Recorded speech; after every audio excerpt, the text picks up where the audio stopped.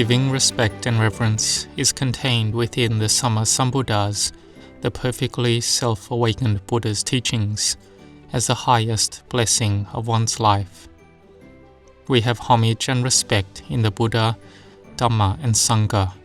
We have respect for the Kruba Ajahns, the teachers, those who have knowledge and who give us knowledge, and respect to those who have goodness towards us, our parents, grandparents. We can also give respect to relatives and friends. The Sammasambuddha gave respect to the Dhamma. One of his disciples was giving a Dhamma talk all night, and the Sammasambuddha stood and listened to the Dhamma that his disciple was giving. This is the Buddha respecting the Dhamma as the highest. Being aware of the goodness in others is called respect and reverence, and there is also humbleness and lowering oneself.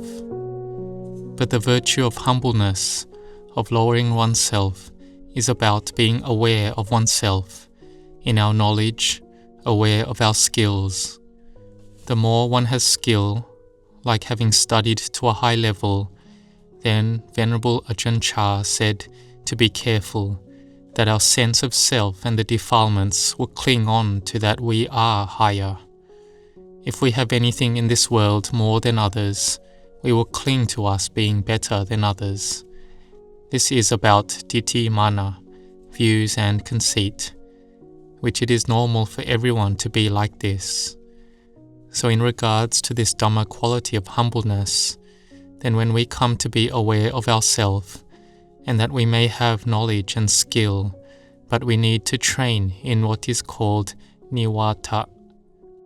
Wata means wind, and adding the word ni means not having any wind, not being inflated.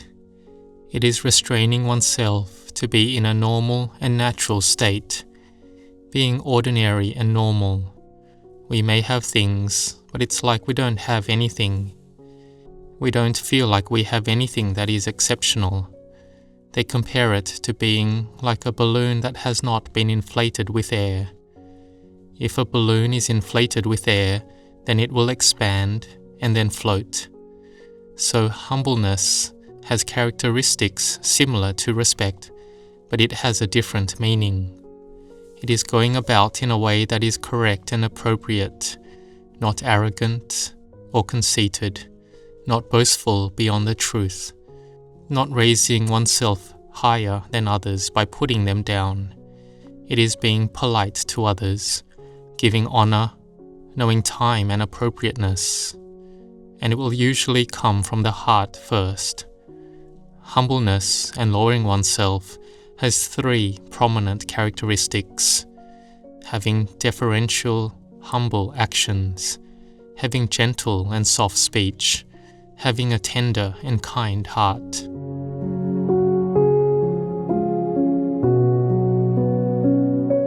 Here, Venerable Ajahn Chah has praised often one of the great disciples of the Buddha, the Venerable Elder Assaji, who had a lot of wisdom and was a teacher of Venerable Sariputta.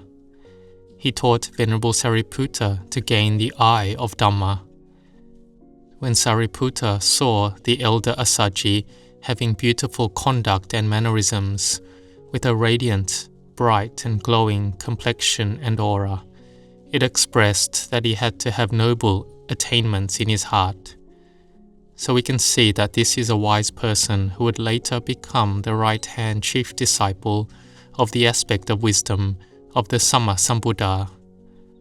Looking with his eyes, he saw that the Elder Assaji wasn't ordinary. So he followed him, and he knew about appropriateness in time.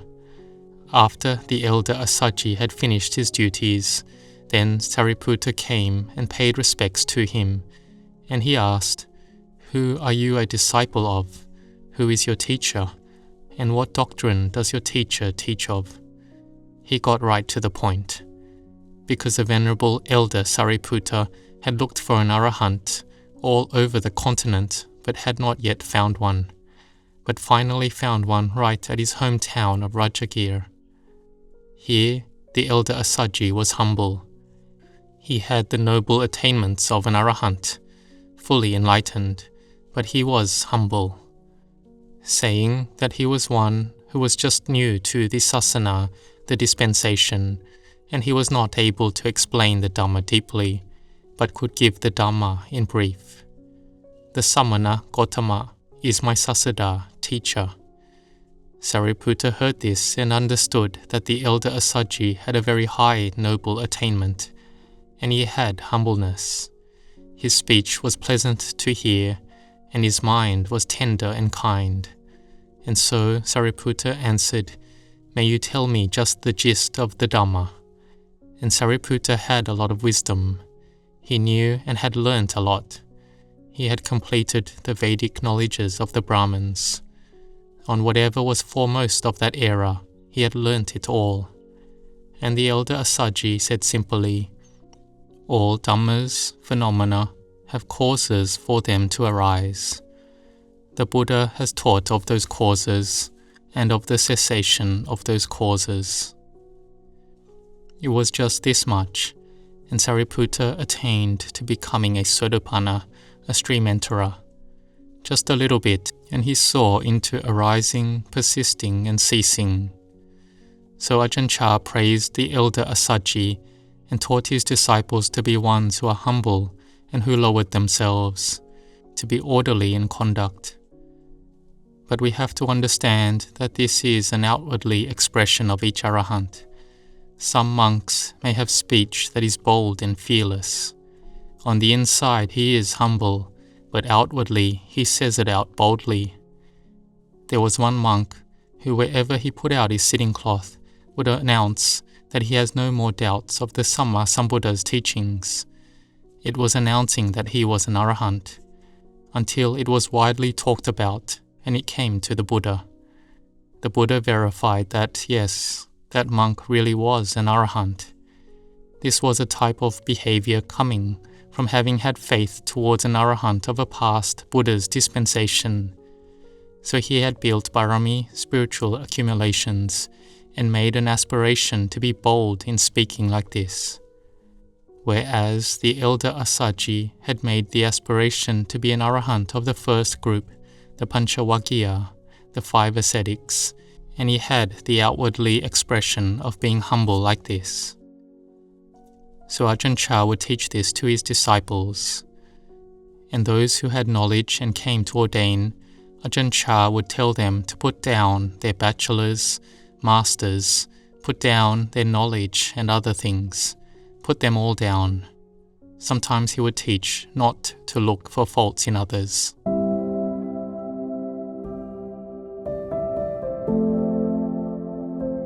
So we see that humbleness and respect are similar. Once, when Venerable Ajahn Mun went for alms round, there was a cow blocking the way, and it looked as if it would ram into Ajahn Mun. Ajahn Tongrat, an elderly monk, and the teacher of Ajahn Chah rushed in and kicked the cow, because it was going to do a wrong and bad karma to ram an arahant who had a lot of barami. This would be a heavy, bad karma. But the other monks were restrained. But the behavior of Ajahn Tongrat was that he was blunt and direct, but he was an arahant, and he also taught Dhamma in a blunt way as well. It wasn't like others. But sometimes he was criticized as well, like going on alms round, and Ajahn Mun's bowl fell down, and Ajahn Tongrat couldn't catch it in time, so he stuck out his foot to break the fall, because he was afraid that the great teacher's bowl would break. So his intention was pure. Like we teach children and the young. Do we respect the child? We do respect the child that has been born. Do we have metta, loving kindness? Yes, there is metta. But sometimes we have to teach fiercely. Like Ajahn Chah didn't teach softly to his disciples. Sometimes he taught them fiercely. It suppressed many things inside of them. The Samma Sambuddha said that we should practice towards his teachings, just like a potter making a clay pot will be careful and refined, and he will push you again and again, press you again and again, and whoever aims for the core of the paths and fruits of Nibbana will be able to endure it. Ajahn Chah had a method in teaching like this, so the outwardly expressions will be different. When we are aware of their noble virtues, then respect and reverence will arise in our hearts, through us seeing those who are worthy of respect. We teach of not being self-conceited, about being humble, but it is not fault-finding with yourself. In speaking, we can speak softly and tenderly, but there may be those who don't speak softly, but their hearts can be good. This we need to understand is up to the heart. There are two aspects. The exterior is one thing, inside is another thing. Inside having a mind of metta and compassion constantly, but the verbal expression may be different.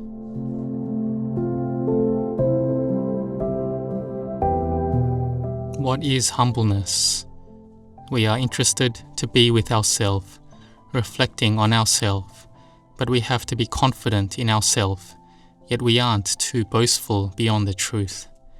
But it's not that we belittle our value to be lower till we have nothing. It's not like that.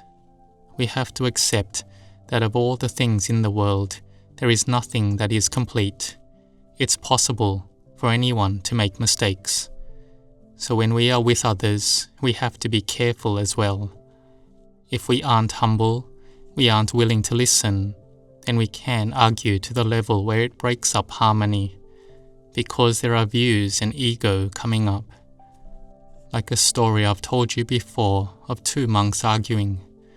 One said that the flag moved because of the flag. The other said it moved because of the wind. The flag flaps because of the flag and the wind. The Zen teacher said that it's not like that. There is no flag, there is no wind, and then it can end there. Ajahn Chah teaches in this way too. There were his disciples arguing about using the words coming and going. To send a monk to go there, and another monk argued that it's not going there, it's coming there. So it was arguing over two words. There were views and ego arising, and they started to argue right in front of the great teacher. They forgot that Ajahn Chah was sitting right there. They had forgotten. They had views and ego and couldn't give in. And Ajahn Chah gave a Dhamma talk about the flag and wind like this. And when Ajahn Chah talked on the Dhamma, then we could lessen our views and ego. So mistakes are in everyone's heart. We have to be careful and train the mind. So on this Dhamma point of humbleness, if we can do it, it is a blessing of life, and we will be able to listen to others. When we can receive and listen to others, and take it to adjust and improve ourselves, then we will be good at following them. In some things, we cling to our old ways of our learning and skills, and we can't let new things enter. There are those who have experienced a lot, who see and know of various skills. Then we need to listen and take it in, contemplate, adjust, and improve ourselves. And this applies to Dhamma practice as well. We may practice many different traditions. This tradition teaches like this. That tradition teaches like that. So which way is good to go? Ajahn Chah said, it's easy. There's no need to talk about different traditions. Know the in and out breath. Repeat Bhutto. If we have mindfulness in the body, in the breath, in this body, then it's all correct. Then our doubts are resolved, and we are determined to practice and to have peacefulness arise.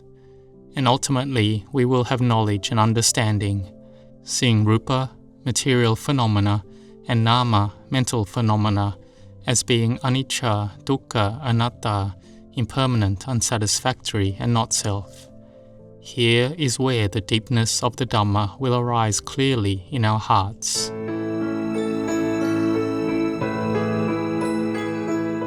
In the beginning, we have faith and confidence like this, so we should be determined to practice. we have respect in the Buddha, Dhamma, Sangha, to our parents, to Krubajans, teachers. Because in this era, people teach differently. They teach that, having been born from parents, there's no need to have gratitude to parents. This has gone crazy. They think our parents made us to be born, so we don't need to repay that. So it's gone outside of the fundamentals of the Buddha Sasana, on respect and gratitude, on having respect in the rules of society that one is in. Being in school, there are rules. At work, there are rules. We have to follow them. Mostly, if people follow the rules, then there won't be any problems. We may have thoughts that are unlike others, but we don't take those thoughts as being chief and boast about it. This can waste a person.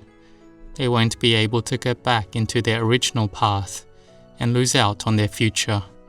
They lose friends, and no one associates with one as a friend. They lose one's group. They lose it all. This is from clinging on to that we ourselves are right. So this is worth contemplating. If we have respect and humbleness, then we practice with it. The more one has Dhamma, the more humble they will be, lowering themselves, but the higher they go. So may you be determined to train yourselves to have samadhi, concentration. When samadhi arises, then the more the mind will be humble and tender, which arises in the heart. We will be polite, and we will be able to forgive others, and we will be able to understand the Dhamma deeply. So I've appropriately explained this topic in the time that we have.